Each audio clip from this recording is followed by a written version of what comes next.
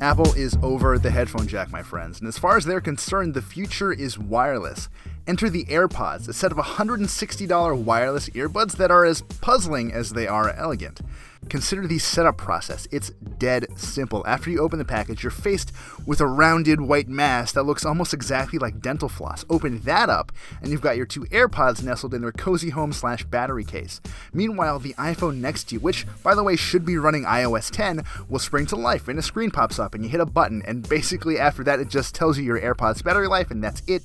Dead simple. The connection runs over Bluetooth, and you're good to go. Setting up Bluetooth gear was never all that hard anyway, but sure, make my life easier, I'm down. The AirPods work just fine with other Bluetooth-enabled non-iPhones, by the way. I set them up with a Galaxy S7 Edge just fine. You just can't use it for anything besides listening to music and taking calls. All that neat easiness just sort of evaporates. Of course, that easiness has to come from somewhere. Beyond the drivers and the batteries that last 5 hours on a single charge, there's a bit of custom Apple silicon they call the W1 chip, which has, among other things, some optical sensors and accelerometers. Basically, when you pop a pod into your ear, you'll hear a sound that lets you know, yes, I am an earpod and I am in your ear. From there, you just sort of start listening to music, and this is where things start to get a little tricky. Double tapping one of the pods brings up Siri by default, and she can do all the things she or he usually does. If you hate the thought of her sitting in your ear, by the way, you can just tweak the settings to make the double tap play or pause your track instead, though I guess you could always just pop a bud out for the same effect. Then when you want to change the track, you either do it on the phone or you tell Siri to do it. There's no way to double tap to go to the next song or triple tap to go back, just like Apple's own earbuds have always taught us.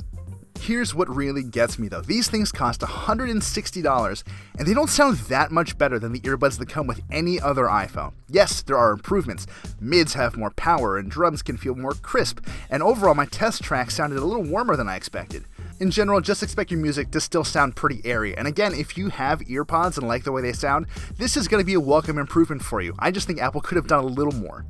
Beyond that, I'm still pretty frustrated that Apple didn't try to cook up a new design for these things. I know a ton of people for whom earpods just never fit, and I know even more people who could get earpods into their ears only to have them fall out because of their ear shapes.